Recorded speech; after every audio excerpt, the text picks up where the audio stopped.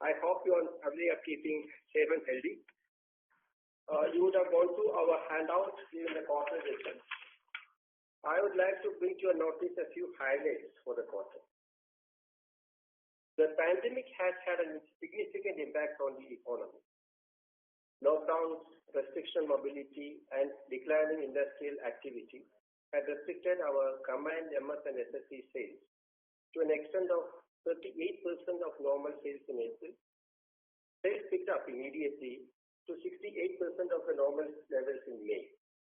Post the easing of lockdowns, the sales have improved further to more than 85% in June. July also remained the same levels, especially on account of the monsoons, which were heavy. However, the situation is improving, and as of August, we have almost reached about 90% of the normal levels of sales. Among the other products, in case of aviation turbine fuel, we are predominantly into the international side of the business, and as the flights were not operating, our ATF sales also suffered. ATF is at around 20% of the Q1 sales of the previous year. LPG has, however, shown growth of 11% for the first quarter compared to the first quarter of the previous financial year. With the low demand globally, coupled with excess supply, MS cracks declined from an average of over $5 to a barrel in the first quarter of the previous financial year to just about $0.5 in the first quarter of this year. Similarly, SSC cracks declined from $13 to a barrel level to just over $7 to a barrel in this first quarter. In line with this trend, both the BPC GRM declined to $0.4 in the first quarter of 21 as compared to $2.81 to a barrel Q1 of 2020. This is, though it is very small, I would like to add that this is the best ever in the OMC space. Our distillate yield has improved compared to the previous first quarter from 85 to 86%. In this quarter, what we have done is that first priority was to ensure that product reached each and every corner of the country, and there was no stock out. And our profitability has been the focus of our company. With this end in view, what we did was we restricted throughput to meet the requirements of the market. By as much as 51%, we had a throughput of 5.14 million metric tons in this first quarter, compared to 7.45 million metric tons in the first quarter of the previous financial year. Our EBITDA has increased by 66% from 2,718 crores in first quarter of financial year 2020 to rupees 4,509 crores in quarter one of financial year 2021. The profit after tax has increased by 93% from rupees 1,076 crores to rupees 2,076 crores. Given the current situation, we have moderated our capex targets for financial year 2021 from rupees 12,500 crores to rupees 8,000 crores. However, there shall be no impact on the major ongoing projects on account of this moderation. The newer and minor projects are being reviewed and attended to after we take care of the ongoing critical projects.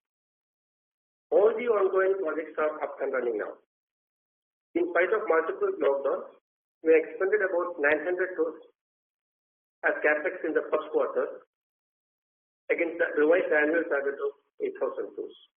We are confident that as the economic growth and the normalcy is restored, we should be able to meet this annual target of 8,000 crores as it was a year. So the construction slowdown due to COVID lockdown in April, May, but the work on major projects have returned to normal.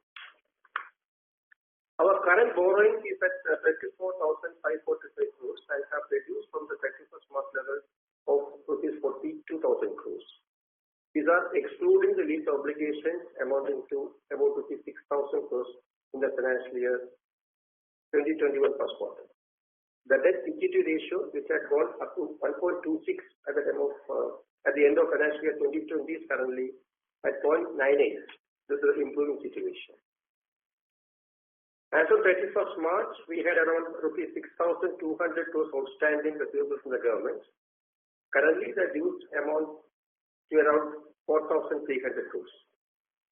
There is no under recovery for PDS SKU at present, and even the subsidy levels of LPG have come down due to the declining international price. I now invite for questions for clarification from your side. Thank you. Thank you, sir. Ladies and gentlemen, we will now begin the question and answer session. If you have a question, please press star and 1 on your telephone keypad and wait for your turn to ask the question. If you would like to withdraw your request, you may do so by pressing star and 1 again. I repeat, ladies and gentlemen, if you have a question, please press star and 1 on your telephone keypad. Participants are kindly requested to restrict with 2 questions in the initial round and join back the queue for further questions.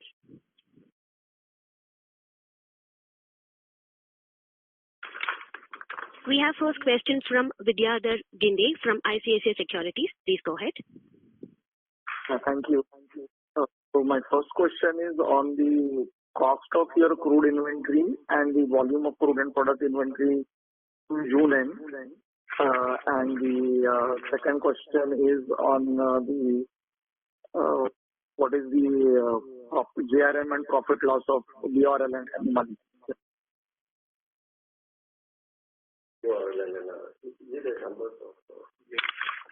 BRL GRM is around $3 and NRL GRM is after considering ED benefit is $25.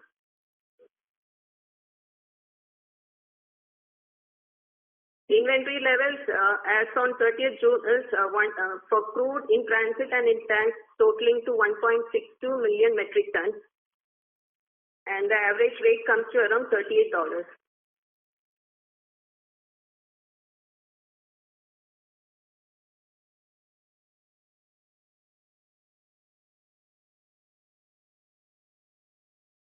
Hello. Can we take the next question, sir?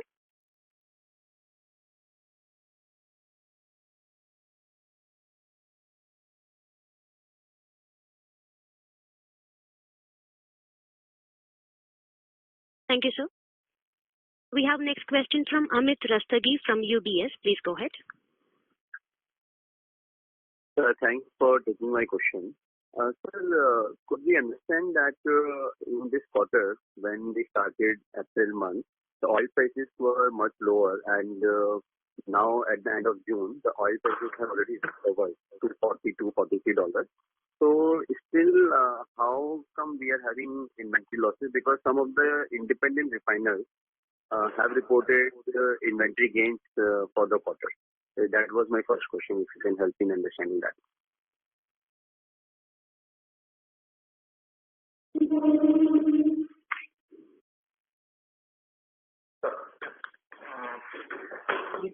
Most of the inventory of March 20, actually that we have valued last time was in the con call we have explained.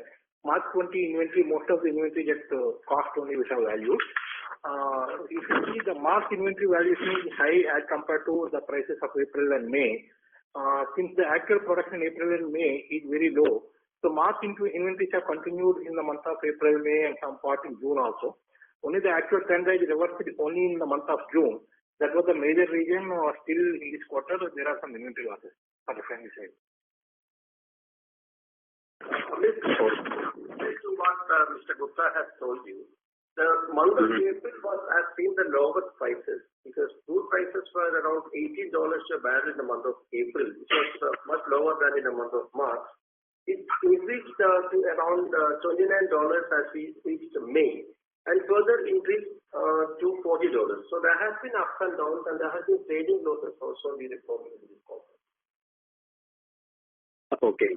And sir, could you help us in understanding the project update, particularly our polypropylene project in Kochi, and also have we reached to the maximum possible habitable grade of crude in our crude slate, or you think still more optimization can be done from here? Polypropylene project actually it requires the involvement of various licenses. So because of the pandemic, especially the European side, we are unable to actually progress on that beyond the design stage. We are actually waiting for the normalcy to restore. We are very serious about that project. But then we have also made a further review of the project with the current prices because the reports were made in the year 2013. So we still have been given the benefit of the current situation, and we are very still confident that the project will be viable and very profitable. So the other question was on the utilization of the capacities in Cochin for the various types of crude, I think, right? Yeah, various grades of crude. Yeah, as I was mentioning last time also, Cochin has the flexibility to process almost all types of non-crudes in the world today. But however, the price differentials are not very significant to make a meaningful difference. And today we are actually using Cochin to its potential. They can actually process, they can actually have a throughput of almost as much as 70 million tons a year. That has been proven in the last quarter of the previous financial year. This time, as I was mentioning in my introductory remarks, we have restricted throughput for both Mumbai and Cochin because of the demand constraint. Adding to what sir said, KR processes 97% high sulfur crude as on date. As on date. Okay. Yeah, thank you, sir. Thanks for the update. Thanks a lot. Thank you, sir. We have next question from Sumit Rora from Smart Sun Capital. Please go ahead. Yeah, hi, sir. Very good morning. Sir, one trend, we've been observing over the last, I've been analyzing over the last 4-5 years, is that a significant portion of our EBITDA would come from refining and marketing was contributing far less. Over the last basically, couple of quarters, because, refining has been pretty subdued globally, a significant portion of EBITDA is coming from marketing. Now, sir, if you can please help, give us some more confidence that this kind of marketing performance, what we are doing and the industry is doing, is here to stay, because then that as an investor point of us, it will drive a massive re-rating in all the oil marketing companies. So, sir, can you help us understand that these, strong marketing margins, what we are basically, having over the last maybe couple of quarters, would continue and would help offset the refining weakness, sir? Actually, as our marketing margins are normalized over a period of an year. So if you see the last 4-5 years, it has not shown any significant increase, excepting for some adjustments on account of our upgradation of fuel quality from BS4 to BS6. So there are fluctuations, if you say 1 month, 1 quarter, but over a longer period of an year, if you see the last 4-5 years also, the marketing margins has been almost at the same standard level. Refining margins, of course, has taken a hit, especially this quarter because of the crack spreads being very low. So I don't think that there will be wild fluctuations in the marketing margin over a sufficiently longer period. But we can actually compare only 1 quarter and confirm, and we may not be able to confirm that the level of margins which we got in the first quarter will be replicated in the rest of the year. But I can assure you that for the year 2021 also, we will be able to have a standard margin or near about that for the whole year. Okay, fair point, sir. And sir, my second question is, how many fuel outlets do we currently have, and how many fuel outlets are we planning to add in this current year, sir? Yeah, currently we have 16,492 outlets, and during the running year we have already added more than 250 outlets in the first quarter. We'll be adding more than 1,000 outlets during the year. Okay, thank you so much. I wish you all the best.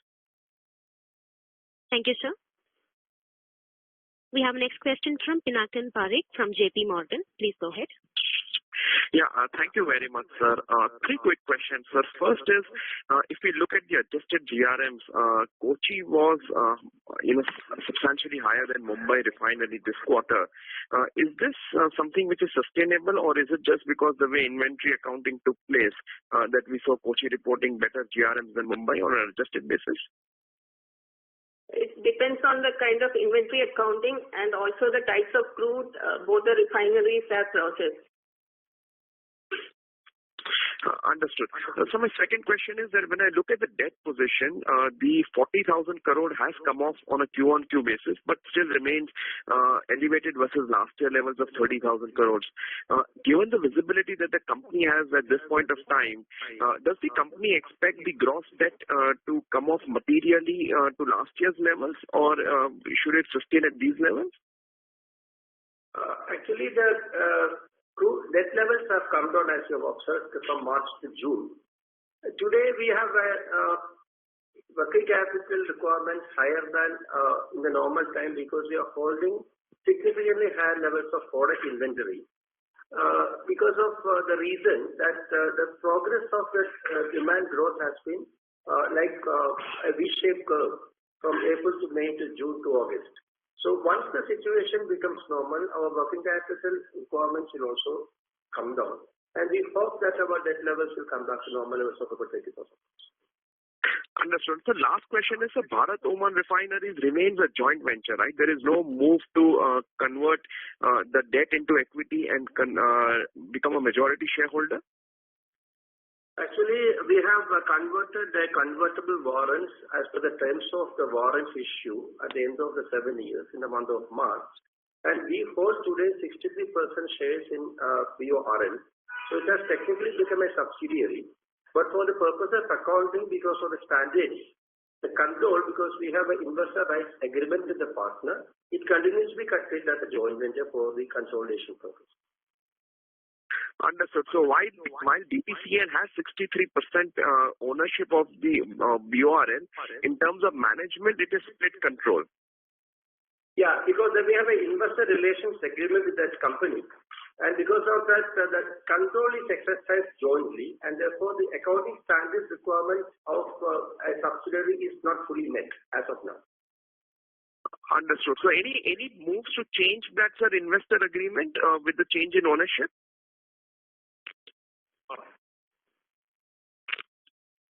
We are actually in the process of being disinvested in the next maybe 6 to 9 months.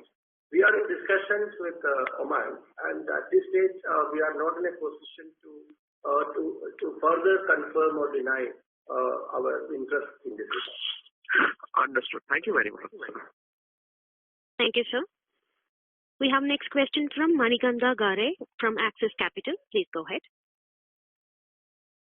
Thanks for providing me the opportunity, sir. So, sir, I wanted to confirm what was the percentage of high sulfur crude processed in KR in Q1?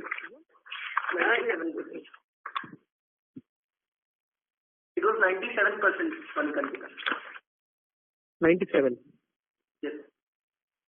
Okay. And my second question, sir, wanted to check on your fuel retail outlets target. You mentioned that you're going to add 1,000 retail outlets this year. In general, wanted to know whether you take into account the possibility of supplying CNG, LPG, or LNG at your retail outlets, while you design the new set of outlets, in terms of space, safety requirements for alternate fuels, basically. We have a plan. Already the retail outlets are selling CNG. And we have a plan to further utilize the capacity and the locational advantage of our outlets for CNG. LNG is not being sold to the outlets. Out of the total outlets, 531 outlets of BPCL sells CGD.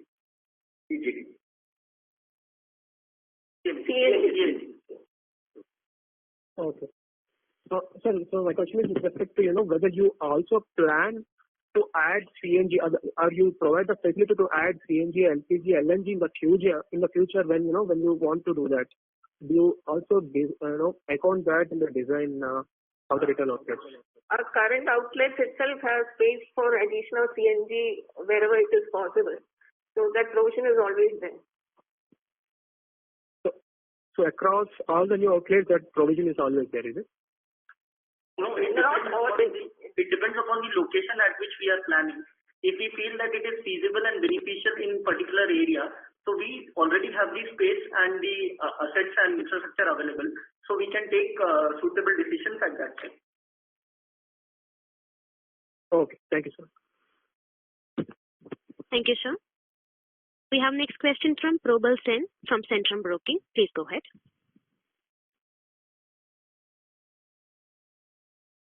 Thank you for the opportunity, sir. Good morning. Sir, just thing that one noticed in terms of domestic volumes. In the last 4 or 5 quarters, our domestic volume growth at least has kept track with what industry growth is reported, typically by the PPSC. This time around, the differential in that has actually grown quite a bit. Against an industry reported growth of degrowth rather of 26%, our volume seems to have declined by a much higher percentage. Any insights you can offer on why that would be? I can tell you that, as you must be knowing, BPCL is predominantly a strong player in the urban space. The pandemic has affected in India mostly the urban space, Delhi, Mumbai, Kolkata, Madras, and our presence in the urban side, metros and cities and towns in the Tier 1 and 2, which is very significant. We are a leader there. That has affected our volumes considerably. Almost we have lost about half of the volumes in the cities because cities have faced the impact of the lockdown, especially places like Mumbai and the state of Maharashtra where we are very strong, and in Tamil Nadu where we are very strong. It has affected us. So in this quarter we have lost the volumes mainly on account of that compared to the industry. So in a way we can say that the pandemic has helped the competition do well, but as the situation normalizes, we will definitely do much better. Right, sir.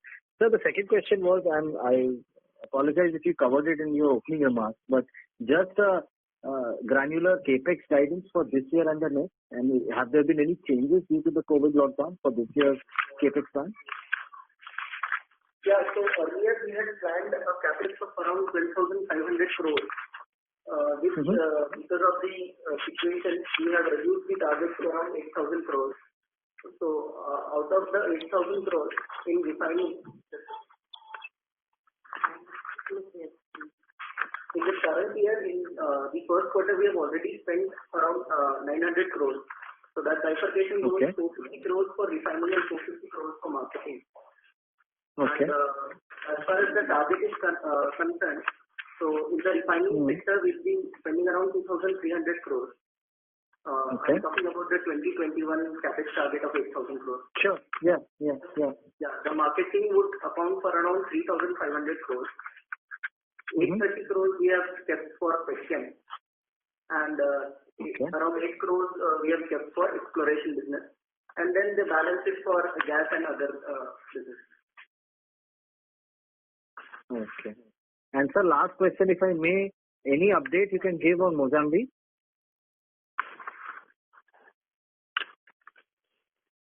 Mozambique, as you know, we have got the FID and the project financing agreements are being signed in July. Have been signed in July. It is for $14 billion. Okay, so project finance agreements have already been signed. Hello.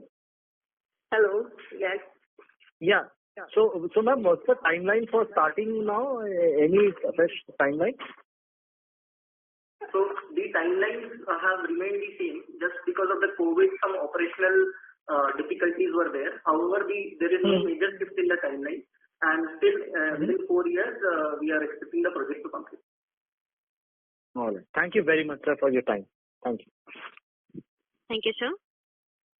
We have next question from Vinit Joshi from Goldman Sachs. Please go ahead. Hi, sir. Am I audible? Please go ahead, sir. Yeah. Okay. Thank you. So my first question is on marketing margins. You mentioned that, like across, let's say over a year, they remain pretty much constant. And you also mentioned that the margins have increased a bit to factor in the upgrade program that you have taken from BS4 to BS6. So can you just tell us that, what the margins were before the upgrade program and what the margins are after the upgrade program? So we do not put a number on capex for BS6 margin. However, we have not capex, sir. We are looking for margins. just fuel marketing margins. I mean, I'm not looking for any specific number, just ballpark like what the number was, before this and what it is now. Not saying for any quarter. I mean, from like a full year, what is your expectation and how it could have changed because of the capex program? See, there has been an increase in the marketing margin to take care of the BS6 costs and the capex. And the marketing margin is now stable and it is in line with our expectation. But what is the number, ma'am? I mean, and what is the... No, I will not be able to give you an exact number. Okay, all right, no worries. My second question is with respect to the capex program, ma'am. So I think there's a substantial cut in capex. So I wanted to understand whether this is more because of the current environment, some of the projects have not met your IRR threshold, or is it more a deferral to next year? If you can just help us understand that. Actually, we are not expended in the first Q1 because of the lockdown. So it is actually a push down of the expenditure towards the current balance period and to the next year. We are not having any waiting on our major projects, but on minor projects less than 150 crores, we are having a relook, and some of these maybe get cut. Otherwise, all the major projects are on schedule. I mean, the work is on. Okay, so can you just tell us that this from 12,500 to 8,000 crore, I mean, the delta of 4,500 was pertaining to which project? It is not, we are not cut down any projects. It's just that the expenditure which was supposed to happen in the first quarter has got pushed to the rest of the quarters and towards the next year. Okay, thanks a lot, ma'am. Thank you, sir. We have next question from Nitin Tiwari from Antique Stock Broking. Please go ahead. Good morning, sir. Thanks for taking my question. So my question is related to the divestment process. Sorry to interrupt, sir. Sorry to interrupt, Mr. Nitin. Your voice is a little cracking, sir. Could you please adjust your mic? Yeah. Is it better now? Yes. Please go ahead. Yeah. So, morning, sir. Thanks for taking my question. My question is related to the divestment process. If you can just help us understand the milestones in the process and where we are. You just mentioned that in probably next 6 months we are looking to get divested. So, what are the milestones in this process and where we are currently? As of now, there is a public announcement by Secretary Deepam that the disinvestment is in schedule, and they are expecting to complete the whole process as the financial year is closed in March 2021. The dates of expressions of interest have been extended to September 30th, which has given us, from the BPCL's point of view, a space for us to actually ensure that the data room is ready in all respects, as the expressions of interest are closed and investors interest in seeing the data room. So the expression of interest is based on basically analysis of certain data that you've shared, or that data sharing, and deep down will start once the expression of interest is achieved. So I was looking at more general information that how does this proceed? If you can just help us understand that. So once the expression of interest has come, then what is next, and then what is next? I can only tell you that some of these serious bidders have expressed a desire to have a physical inspection and also to meet the senior management. So one of the reasons why the expressions of interest date is next into September is because international flights are not allowed to fly into the country at least till end of September. So we expect a lot of interactions that can happen by the interested bidders with the senior management, and a lot of interactions. A physical data room will be there, virtual data room will be there. Most of the data is in the virtual data room, some in the physical data room, and they also need to come and see, especially talk to very senior levels of management, go to certain plants where they've invested heavily, the environmental side and all that. So it is going to be a very exhaustive exercise. That's why it takes time. But then it is possible, as per DIPAM, to complete the whole process by end of March. So you feel like that the entire inspection of all the data and everything would be feasible in the remaining 6 months of this financial year? I think it should be possible. That's what DIPAM also announced. Because they don't want to come and see in every outlet and such things, right? Right. Okay, sir. Thank you. Thanks for answering that question. Thank you, sir. We have next question from Mr. Ramesh from Nirmal Bang Securities. Please go ahead. Yeah, good morning. Thanks for the question.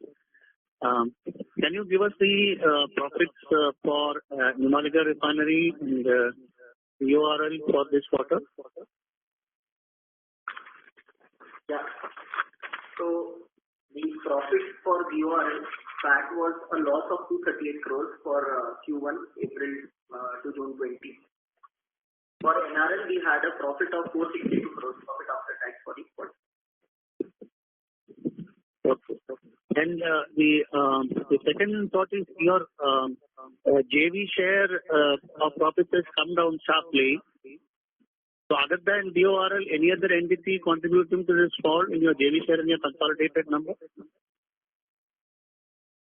It's majorly DORL and a minor amount by BPRL. Which one is that? Major amount is DORL and a minor contribution by BPRL. Bharat Petroleum Corporation. Correct. Yeah, but that should come in the minority interest, right? I'm talking about the share of JV. JV is only DORL. Now the gas company they have. Yeah. The second the thought I have is if you're looking at the longer term strategy for retailing, do you see any potential for non-fuel retailing like in the West? Because we had that experiment in India, some people succeeded, including BPCL. Do you think we'll go back to that kind of experiment again? Do you see that driving the earnings over the next 5 years? Non-fuel business, we are basically looking at with a point of increasing the footfalls in our outlets. It's a very minor contribution in the total revenues. So that's how we have been seeing it. Okay. And finally, on the exploration business, despite the huge amount of capital invested, we don't see much contribution to your segment numbers. We look at the consolidated numbers. So, yeah, can you give us some indication of when you see the capital invested in the upstream subsidiary generating returns? We have actually had a strategy of getting into exploration side and upstream side by investing small amounts in yet to be completely explored and assess the field, like in the case of the field as an example. And since the volume of discoveries have been substantially higher than what we expected initially, it takes a longer time for that results getting into US dollar terms. So as we have already explained in the case of Mozambique, we are hoping that the first stream of revenue will start in 2024. And Brazil also we are expecting, because they have just completed an extended well test in that Sergipe and Lagos Basin. We got substantial amounts of oil there. The extended well test has been completed. They are expecting to go for a final investment decision by the end of this end of December, subject to regulatory approvals. So I think, and Russian and UAE investments have been giving very good returns for us, because these were the only two investments we made in the developing area. Other major investments were in the Brazil and Mozambique, which were at initial stages. Therefore, we were able to actually get much lower cost. This is an area of a business which requires a lot of patience, and as the size of the volume reserves is higher and size of find is higher, it is a longer time to convert that into fish. Okay, thank you very much. Thank you, sir. We have next question from Aditya Suresh from Macquarie. Please go ahead. Yeah, hi, thank you. Two questions. First is, can you give us any update on your voluntary retirement scheme, which you just floated? Any kind of update there? Second is, are you able to speak about your independent asset valuation report? A, is it even completed? B, any broad range you should think about or you can share? We have actually rolled out a VRS scheme. It is is a regular feature in BPCL. We had done that in 2011, 2014, 17, and this is a fourth of the series. We have certain target groups to which this is aimed at. Those who have not fully qualified and especially in the non-officer category, which has become slightly redundant because of the technological upgradation that is happening across. And our response to the scheme, just closed, applications have been closed as of yesterday. Response is in line with the expectation. So it will take us a few weeks for the final results to happen. But we are very hopeful that our targets will be met. The second question was about the asset valuation. As I have been repeatedly telling, this sale of government stake is handled by PPAM, and they appoint the asset valuer, and we are not involved in this. And at this stage, I do not know the stage at which asset valuation is, and therefore I do not know a value which they have arrived at. If at all that has reached that stage, also I have no idea. Thanks. And just on this voluntary retirement scheme, are we looking at a 10% streamlining of workforce, 20%? What sort of numbers are you all expecting? So those numbers are not in the public domain. It will come to the public domain once we close the applications and accept. Because there are certain criteria. See, what we have done essentially is that we wanted to ensure that none of the talent available in BPCL is going out, because that has been one of the criteria. And second is that we have actually targeted it, as I was mentioning, at the non-officer side, especially those without much qualification and at a certain age bracket. So the number of applications that we have received is in excess of what is our management target. It takes at least another 10 days for us to weed out and ensure that the applicants meet the criteria which is laid out. It's a transparent process. We have actually announced the criteria also to the employees. So once that is over, we will be able to actually understand how much number is actually will be able to be provided with VRS. And then we will be able to come to some public announcement in the second quarter. Thank you. Thank you. Thank you, sir. Next, we have a follow-up question from Vidyadhar Ginde from ICICI Securities. Please go ahead. Yeah, thank you. Can you hear me? Yes, you're audible, sir. Yeah. So I had asked earlier also, what was your product inventory volume in June end? Product inventory, MSHST would come to around 3 million metric tons. Okay. And what was your crude throughput in July and what is the expectation for the quarter? This I would like to correct. Total finished goods is 3 million metric tons. Okay. Out of which the petrol and diesel will be how much? Roughly? 2 million tons. 2 million tons. Okay. So if you could shed some light on your throughput for the July and what is the expectation for the quarter? Current inventory is around 1 and 2. So we had a throughput of around 70% for the month of July, 70-75%. This was in line with the product we wanted to have in the market. So we took a conscious decision to curtail the throughput to around 70%. And in future, as the demand returns, the throughput would again scale up. So are you still at 70-75 or how are you doing now? Yeah, we are at 70-75 only because we are taking a conscious call. Okay. So what kind of level? Okay. So lastly on. आपण dial केलेला number तात्पुरता बंद आहे. यह number अस्थायी रूप से काम नहीं कर रहा है. This number is temporarily out of service. Ladies and gentlemen, kindly stay online while we connect management team back to the call.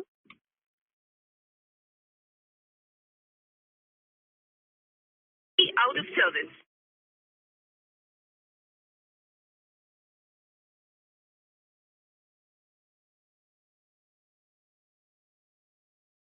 Ladies and gentlemen, kindly stay online while we connect management team back to the call.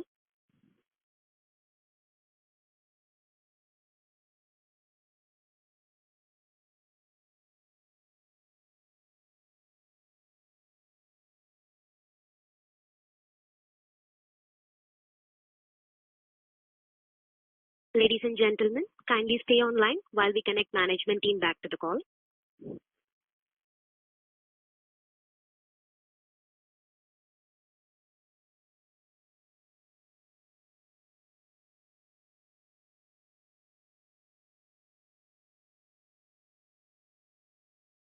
Ladies and gentlemen, kindly stay online while we connect management team back to the call.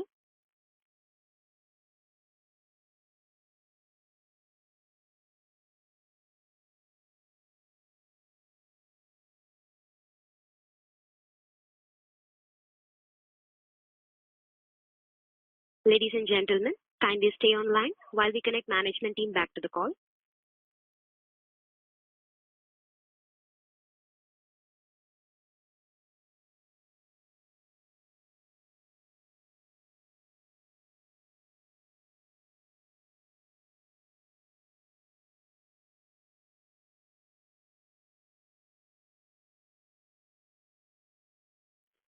We welcome back management team to the call. Please go ahead, sir. Mr. Vidyadhar, I'm Vijay Gopal again. To tell you that our throughput, there is enough flexibility and agility within BPCL. Both our refineries are capable to actually process more than 1 million tons a month. Especially Cochin, they can go in a year to up to 70 million metric tons. And Mumbai can go up to 50 million metric tons. It is not difficult to ramp up the throughput without much delay. What we have done as a conscious call is to reduce the throughput because our attempt is to focus on the profitability. At the current levels of $0.50 crack spread for MS and about $7 to diesel or even less, it makes no sense to increase throughput and export the production, which will be actually EBITDA negative. So we are watching very closely the demand as it increases. As we speak now, the demand has come to about 90% level, but we are sitting on a slightly higher inventory levels and the products as Jenny was explaining. So we are watching the situation and we are ready to change the throughput levels to any level. So throughput as such does not make much of a difference for us. We are very flexible, we are very agile. We have taken a call in the first quarter to reduce throughput by 31%. So our focus is twofold. One is to ensure that the products are available across the country without any disruption. Secondly, the focus is on sustainable profit. Okay. Sir, another thing on how are your petrol and diesel sales volumes YOY decline in July and how are they improved in early August? August, as on date, our MS sale is 87% of previous year and HFC sale is 82%. 82. Yeah, and what about your OPEX in refining in the first quarter? Both refineries, if you could give us some number. And does the lower utilization have some impact there? Dollar terms, it has increased because the throughput has decreased, but in rupee terms, actually our OPEX has decreased in both the refineries. So how much was it in dollar terms in first quarter, the OPEX? The total OPEX Q1 this year is MR is 295 crores and KR is 339 crores. 295 and 339. It's roughly $2. Okay. And lastly, just wanted to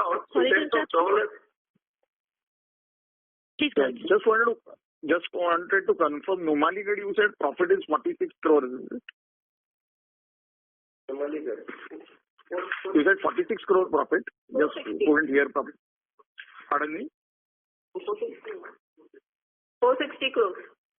460 crores. Thanks a lot, ma'am. Thank you. Thank you, sir. We have next question from Aishwarya Agarwal from Nippon India. Please go ahead. Yeah, thank you very much. We have to get an idea about the marketing margins on the diesel and petrol, not on the short term, but slightly longest term, say for one year perspective. Because there is lots of volatility we have seen in the last couple of months. So any view will be very, very helpful.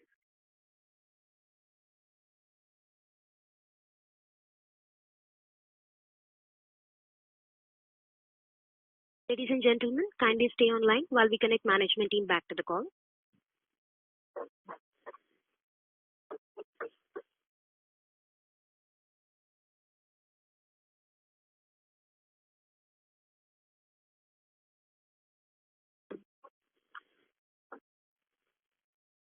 Ladies and gentlemen, kindly stay online while we connect management team back to the call.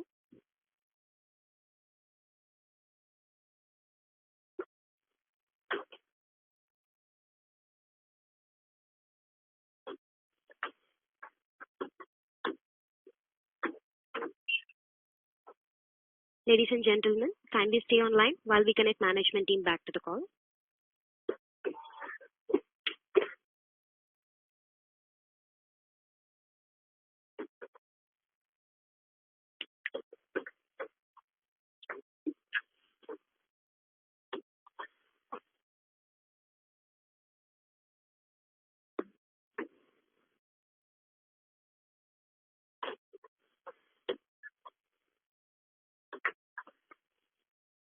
Ladies and gentlemen, kindly stay online while we connect management team back to the call.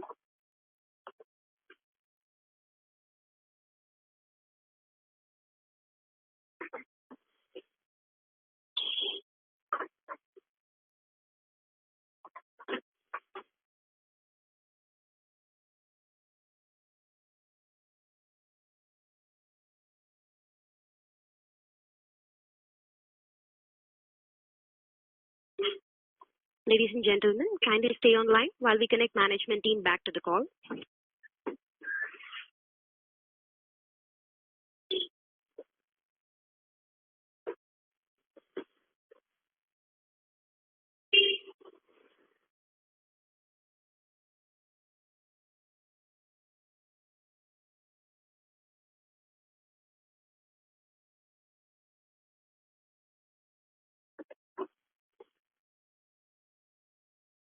Ladies and gentlemen, kindly stay online while we connect management team back to the call.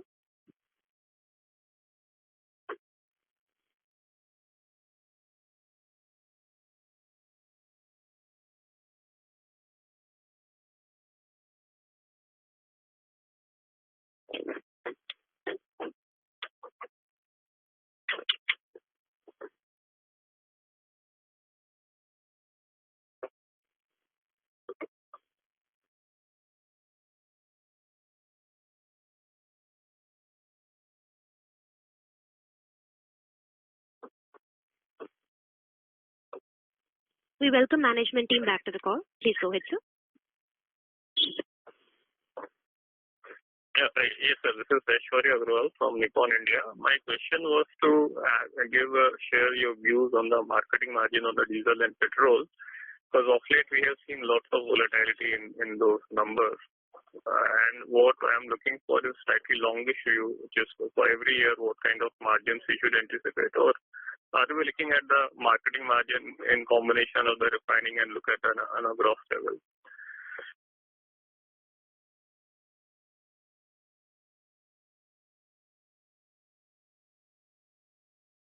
Ladies and gentlemen, kindly stay online while we connect management team back to the call.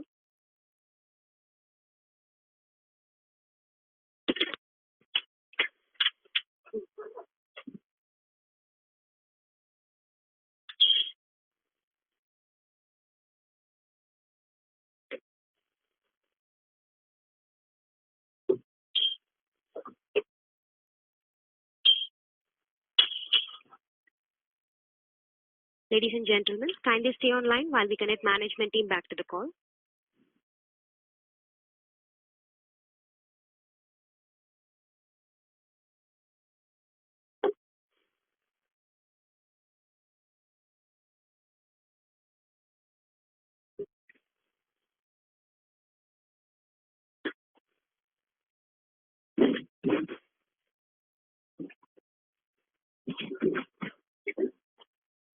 Ladies and gentlemen, kindly stay online while we connect management team back to the call.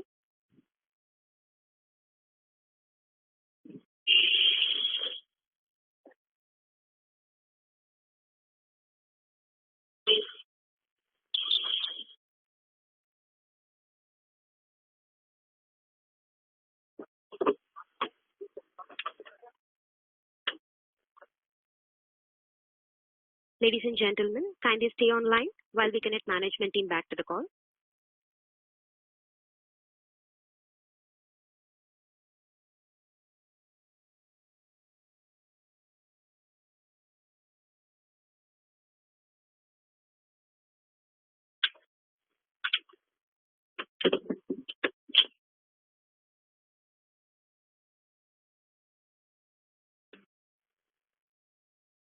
Ladies and gentlemen, kindly stay online while we connect management team back to the call.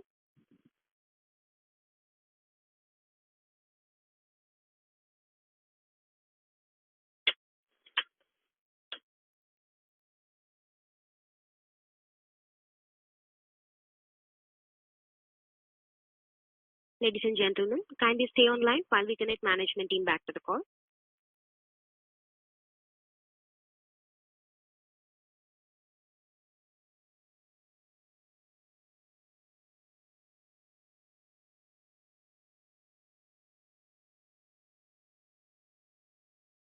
We welcome management team back to the call. Please go ahead, sir. Hello. Hello. Yeah, hi. Question from Mr. Aishwarya Agarwal from Nippon India. Yeah, Please go ahead, sir. Sure, sir. My question is on petrol and diesel marketing margin. So how we should see it from the longer term perspective. Of late, it has been extremely volatile. So any view will be very helpful. So in the short term, it has been volatile, but over a longer term, we see it around 2.5 rupees. So we expect the margins on the long term to be around that region. So is it in line with the previous year or lower than that? It will be in line with the previous year's numbers, not much variation.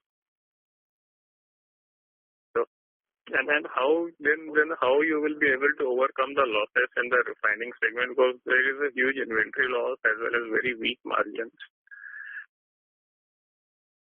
You wait and see the results as the process unfolds. Sorry, sir, I couldn't hear. So we have been consistently giving a profit after tax of $1 billion over the last. So in spite of the fluctuations, in spite of the volatility, in spite of everything, including in the pandemic period, we have ensured and demonstrated that we are working around the clock and ensuring product availability across the country and also publishing decent profits. So have faith in us. We will ensure volatility is nothing new to us in this industry. Without volatility, there is no difference between Bharat Petroleum and others. So we are very confident that we will have decent profits quarter to quarter. We cannot get into the details of marketing margin per liter because for obvious reasons, which you know and I know. Yes, sir. That's very helpful. Thank you. Thank you, sir. Next, we have follow-up question from Sumit Rora from Smart Sun Capital. Please go ahead. Yeah, hi, sir. Thank you for taking my follow-up question, sir. We have some holdings in Indraprastha Gas along with Petronet and Oil India. So, sir, have we basically taken any call, before the strategic sale on either we're going to continue to own this or, have we thought otherwise? And, sir, secondly, was my follow-up question, on what ma'am said, that she's very comfortable, on the marketing side of the business. So the only reason why I emphasize this is because, these companies, the oil marketing companies in India are grossly undervalued. I will categorically state we are grossly undervalued because if you see the recent deal, Marathon Petroleum sold its Speedway outlets, 4,000 of them for $21 billion. And our companies are not even worth $4 billion and 12 billion in BPCL. So if we, give more confidence to investors, we will actually re-rate the valuation of these companies because, we are going in for strategic sale and, the government of India should get its fair value, because these companies are worth $20-25 billion. So if we give more clarity, on the marketing side of the business, then these companies will re-rate significantly, sir. So if my interest is only in the best interest of Bharat Petroleum, along with all the other oil marketing companies. So if we can please, give some more confidence on marketing, we will actually get a significant better valuation for all the oil companies in India. Thank you. Yeah. We appreciate your interest in oil marketing companies. We have constraints in providing data on marketing margins beyond what you have disclosed. And sir, my question on the Indraprastha Gas Petronet? So actually, I would like to clarify that the government's decision is to sell Bharat Petroleum to a strategic investor as it is, excepting NRL. So that includes our investments in Indraprastha Gas and Petronet and any other joint ventures in which we have interest. They have no intention to take it out and sell separately. Okay, sir. Thank you very much and wish you all the best, sir. Thank you. Thank you, sir. We have next question from Avadhoot Sabni from CGS-CIMB Securities. Please go ahead. Yeah, am I audible? You're audible, sir. Please go ahead. Okay. First is just a clarification. The government subsidy dues as on June 20, did I get the number right? It is 4,800 crores? 4,300 crores. Okay. And it was 4,800 as on March, right? 6,000 odd crores. 6,000 in March. Yes. 6,200 crores in March. Okay. And on the existing petchem project at Kochi, the PDP one, can you give a status on that? They're supposed to be completed now? PDP, actually the commissioning activity is going on, but this being niche petrochemicals, you need licensor support for commissioning. Their physical presence is required. So once the international flights come in, they would be in station and the activity would get complete. So that is the only pending thing. Yeah, but I mean, as of now, any guideline at all? Are you looking at, let's say, the October-December quarter or even beyond that? As soon as flight start, it will be done in less than 3 months. Okay. Thank you so much. Thank you, sir. That would be the last question for the day. Now I hand over the floor to Mr. Bhavin Gandhi for closing comments. Over to you, sir. Thanks, Petra.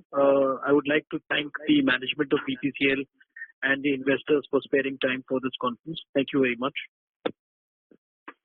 Thank you.